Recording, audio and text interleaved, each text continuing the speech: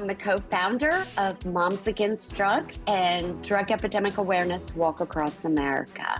The biggest epidemic today is the drug epidemic.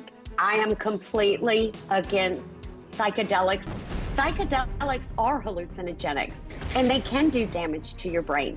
I do not think it is a good idea for moms to be self-medicating with drugs. Any parent who uses any kind of drugs, especially psychedelics, in front of their children is sending a message to their children, this is okay.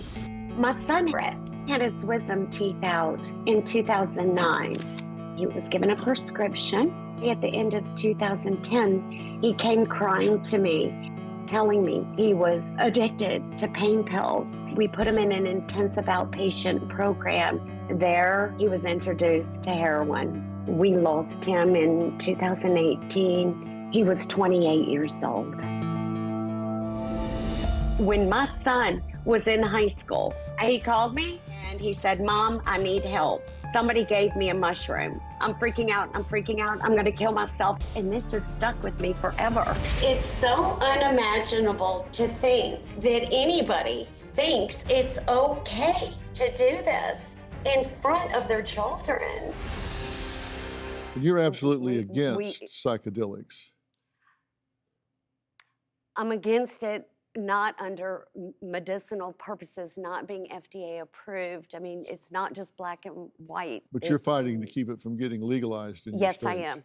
Why? Because it's a hallucinogenic. It's a mind-altering drug, whether it's a microdose or a big dose. There's 150 plus types of mushrooms. You don't know what kind of mushroom you're getting. It's just so unknown right now. Can I just say something really quick? Sure. Just in terms of microdosing, there's no hallucinations. So that's the point about microdosing. You do acknowledge that there is a real shortage of research on mushrooms, microdosing or otherwise, that these have been around for centuries, no doubt about it. Yeah. I get that. But in terms of the research and whether they're safe or not, it is something that has not been well researched. You do acknowledge that, right? I acknowledge that there needs to be more research. We've got great people, brilliant minds at Johns Hopkins doing amazing research and finding and confirming what we were finding 50 years ago. And so while it's not as robust as some other FDA-approved pharmaceutical drug, I'd also argue that we have plenty of research about alcohol and how terrible it is, and we sell that and celebrate that all day, every day. That is completely non-responsive Why? to what I'm saying. That you're talking about alcohol is legal and celebrated in society doesn't justify taking a substance that is not well researched as to its up or downside and making it prolifically available in society. Okay. Those two things have nothing to do with each other.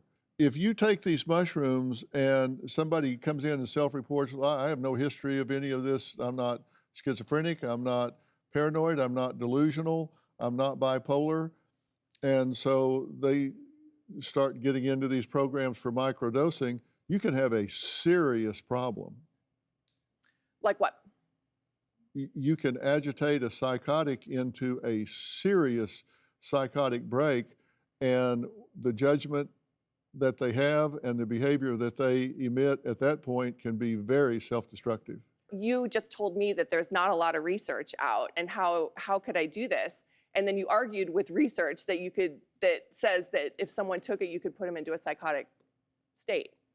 There is substantial research that says you don't give psychedelics to psychotics. I'm not disagreeing. Okay, at all. good. Do you have a story or a question for me? Click the link in the description and tell me what in the world is going on.